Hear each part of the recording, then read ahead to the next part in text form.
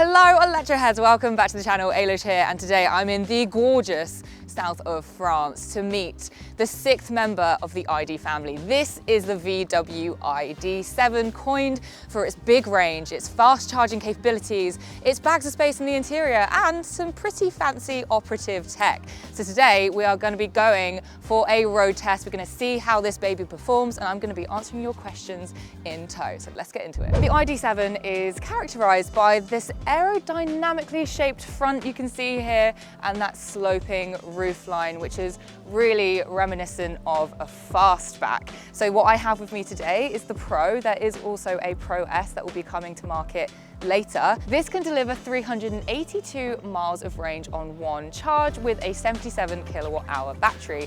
The Pro S is claimed to deliver 435 miles of range with an 82 kilowatt hour battery. Now, look, that is a big amount of range. I mean, we're talking that is more than the Model 3 long range. That is more than the Hyundai Ioniq 6. So this is a serious contender for those of you at home who are looking for an EV that is rangy. For its launch into the European market, the fastback Saloon will be offered as an ID.7 Pro version with all the spec mentioned, plus a top speed of 180 kilometers an hour and a 0 to 100 kilometers an hour in 6.5 seconds. The flagship model will retail from £55,570, and VW will be offering a £3,000 deposit contribution alongside a 4.9 PCP from Volkswagen Financial Services, or there's a separate fixed price servicing plan also available to buy. In terms of charging, I'll talk about that just a little bit later. Can we first just talk about how gorgeous the colour of the paint is? So we had options between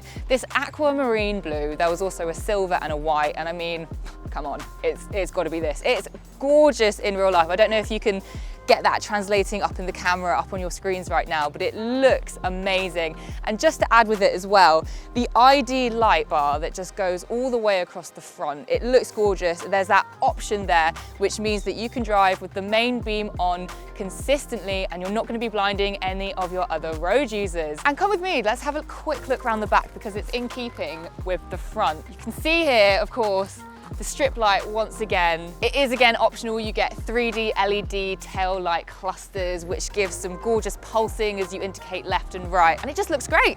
You can't miss it. Right, well, one of you lovely lot at home asked me the question whether or not I think that 2 bikes would fit in the back of the car. So I think we should pop the boot open and have a little look. And that's a great question to ask, by the way. Thank you. You clearly are a subscriber to the channel, and I really appreciate the comment there. Thank you. You got me. So looking in the boot here, there is ample room. As I said, this is a saloon car. You have that boot completely separate to the back. But as you can see, we've got a couple of suitcases, small hand luggage suitcases. We've also got a backpack. In terms of a bike, I think you could easily fit a couple of 16-inch wheels in here. Definitely fit a 20-inch folder as well. Overall, in terms of capacity, this is a decent sized boot, which is perfect for those long road trips, because I know there's going to be a bunch of you getting in this car and going a long old way. So VW, you're really thinking things through, aren't you? So this car is definitely built for more than just 2 people. It's all about the comfort in the back as well. So let's have a look and see if there's any decent leg room. So bearing in mind, the seats are exactly how we've let... All right, well, that's something to notice. I've just bashed my head. So you've actually got to hunch down a little bit more. That sloping roofline is definitely reducing how big the entrance is. So as I was saying, we have left the 2 front seats exactly how we have been using them for the day. So as I come into the back now, bearing in mind, I do have very long legs. I am 5'10" for reference. There is ample room in the back. Obviously just got to duck this little bit here, but that sloping back roof line there doesn't impact how much headroom you have. So I'm just going to test this out here. I'm going to recline, and there is still ample room. I'd say maybe if you're getting onto like over 6 foot, you might have a bit of an issue, but for me, there's a good amount of space, and that is welcomed. Oh my gosh. Oh my gosh, the heavens have just opened. This is the south of France. This is not supposed to happen. But that's fine, because we're going to talk about interior now. Perfectly timed. You get in here, and I mean, although it is a little bit grey and rubbish outside, coming into this space, it's very tranquil. There's a lot of noise reduction going on in here. It's very spacious. I mean, there is amples and amples of room. You've got this gorgeous panoramic sunroof that just opens up the space, keeps it light, keeps it bright. And can we just talk about the ambient lighting. Now I know this isn't new with IDs, but it's a little thing that's just quite fun to do, isn't it? So let's switch this on. And you can see here that you can select your mood. Well, today, I'm feeling vitality. So let's go with a yellow. And although it is daylight, the cabin does become lit with this colour that you choose, with this vitality. However, this is exactly what VW wants. They want this to be that plush, that luxury saloon, that premium feel that everyone's going to come into and just relax and enjoy the space. And speaking of relax, have you heard about the brand new ergo seats that they have installed? No? Well, you have now, because my God, these things are comfy. When I first got in the car at the airport, my God, instant reaction. Yes, this is comfort. Again, we're talking about long drives here. This is built for the long drive. And you know what you want when you've got a long drive ahead of you? You want a massage. Can't get a massage? Well, just get one in your car, right? You can do exactly that. So they have a setting in here to massage not only your back, but your hips. I would love a massage. Waves, back, lumbar, shoulders, circles, upstrokes, oh my gosh, pelvis, yes. So they were talking about some kind of like hip relaxation thing going on. So let's give this a try. So actually it's showing you where it's putting pressure points on the body, basically going into my bum, into my bum cheeks and into the top of my back. That's quite nice. That's what she said. Alessandro wants to know about the quality of the furnishings, the quality of the materials in the ID.7, because apparently there's been a bit of a decline, which is interesting. So let's look for some plastic cheapiness. Well, I mean, generally, I'm not seeing much of it, I'm honest. Not many scratchies. I mean, this is a little bit scratchy up here on the dashboard, but I wouldn't say it's that kind of scratchy plastic, but there is this kind of leatherette material. Again, a few little scratchies here, but it's not that kind of scratchy plastic. The only bit that I can see the scratchy plastic coming in is just on the door handles here, and also this little bit here in the center console. But apart from that, I'm not seeing too much. But it feels good. It feels nice. Nice. As I said earlier, we are going to be taking a closer look at the infotainment system with their new software updates. And now is the time. So I've had a little bit of a play with this and I have noticed some differences, but let's have a proper look because it is quicker than when I tested the ID.5. Let's have a look now. So first up, how quick is it to interact with me? Well, look, it's much quicker than I remember with the ID.5. Very, very nice and smooth there. Let's look at the navigation. That is so much quicker than the ID.5. In fact, if we just get that video up and show the difference of me scrolling around, this is the kind of thing that you'd expect of more like iPhone level. So yeah, it's clear there's definitely been improvements with each new iteration of an ID. Comes better tech, and this is a big selling point with the ID.7. It's all about that fancy operative tech. It's all about the travel assist that they've added into this as well. And of course, just that plush life.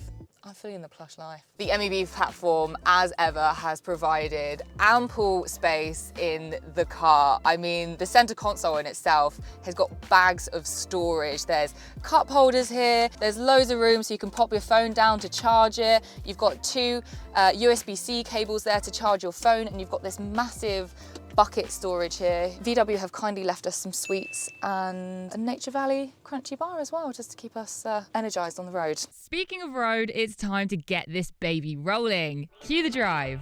Big news with the ID.7 is the fact that they have introduced a new drivetrain, the APP 550, for improved steering and intuitive handling. And I'm currently headed to some pretty mountainous French roads. So we're going to be putting this car to the test. Ooh, the head-up augmented reality, as I was coming to a position where I needed to stay in lane, it was saying I needed to go left. That left arrow was just coming towards me. It was proper trippy, but it just made sure that I was staying in the right lane. That was quite cool. I liked that. They've also refined the chassis for body damping. So as we're rolling over these pretty higgledy-piggledy French roads, it's definitely soaking up what there is. And all in all is giving a very comfortable ride for both driver and, I believe, passenger. Am I right, Meg?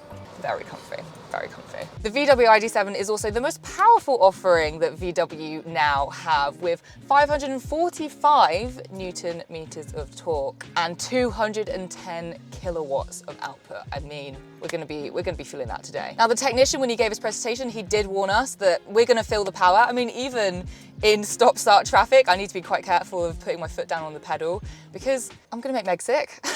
So today we're heading from the airport, doing an hour-and-a-half drive to a spot for lunch. Now, I love how VW have actually given us a car that isn't fully charged because they're so cocky about how much range this EV delivers. They actually gave it to us at 70%.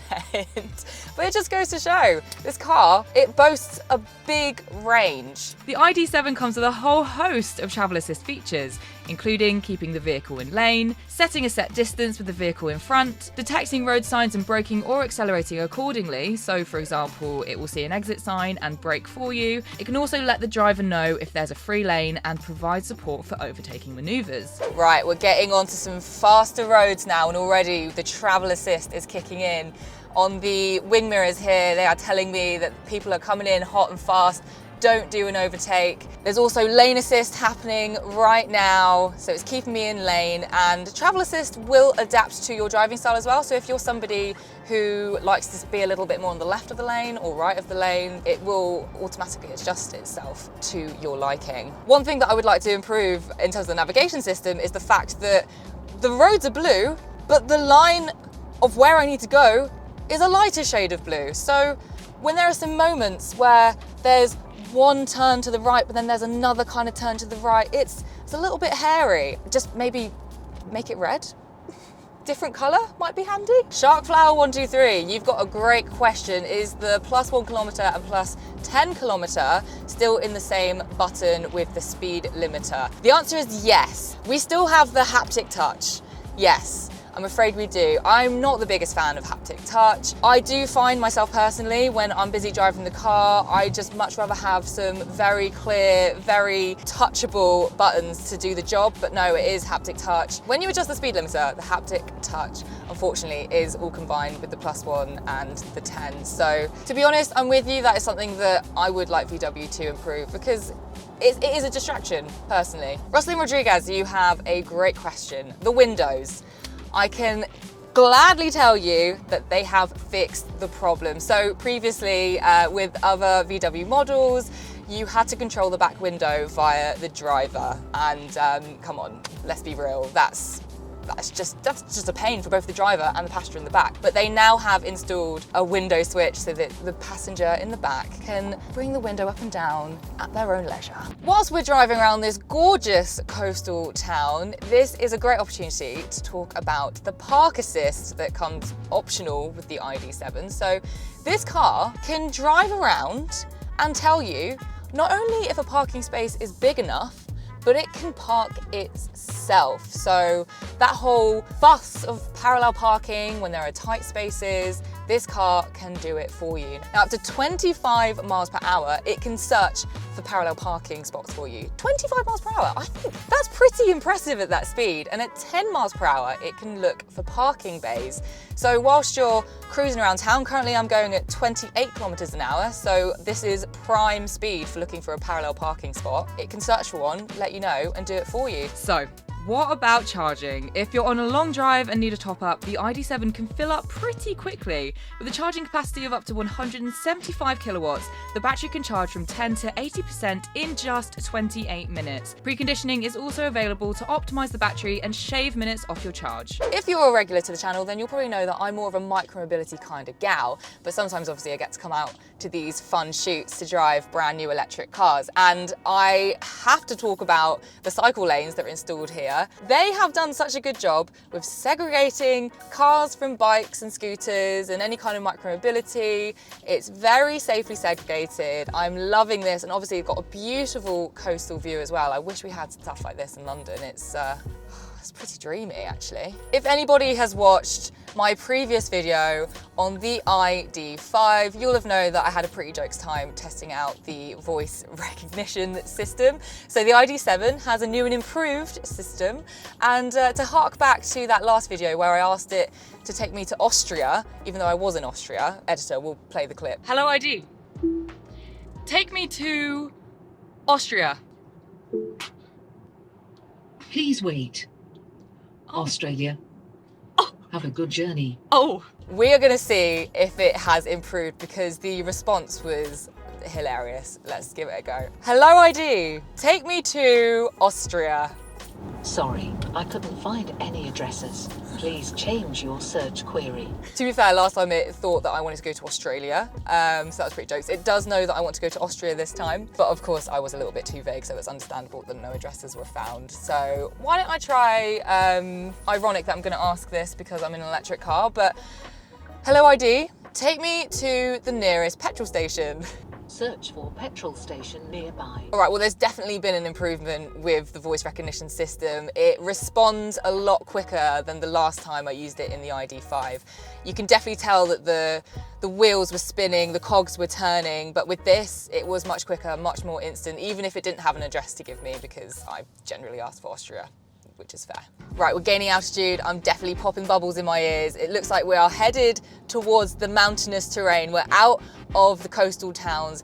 Let's see how this baby performs. Here we go, tight turn, pedal down. Woo! You can feel the car is just sticking to the floor as you put the pedal down and you take those tighter corners. This is gonna be fun. Oh, look, I feel like I'm in James Bond or something. This is so great. I feel so poised in this car, even with these tighter, windy, mountainous turns. It goes into these corners so elegantly. That's the only way I can describe it. It's so smooth, it's so balanced. The vibrations are barely there. I mean, the terrain of the road, it's gorgeously flat, which really does help with the feel. But as I just put the pedal down and I take these corners, it just breezes through them. It's a real pleasure to drive. And this is the point with the ID.7. This is designed for luxury, for ultimate comfort, not only for the driver, but also for the passengers as well. Because this has been designed for those long journeys, to be able to soak up the vibrations, to be able to cover that range, to be able to really sink into whatever kind of roads that you are taking it on, and it is handling this beautifully. Winding roads done. Let's see how I fare with the tighter city roads. This is the prime time to be using those 360 cameras. Oh, for real? Right. This is testing it to the limits. Beep, beep. Yeah, you're good. Please don't make those noises, Meg.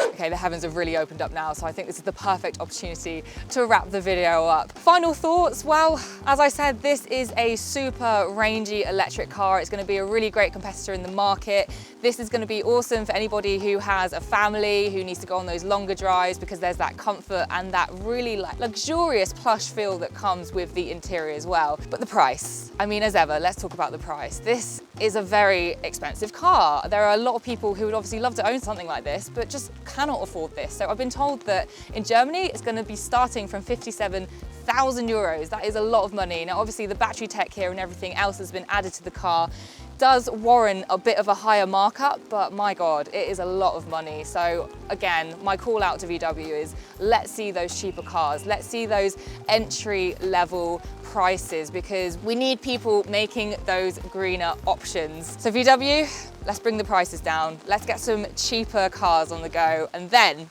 I'm gonna be testing those out and see how they feel. All right, guys, that is the end of the video. I hope you enjoyed it. I hope I answered your question. If you've got any more questions, then do drop them down below and I'll do my best to answer them. And I'll see you for the next one.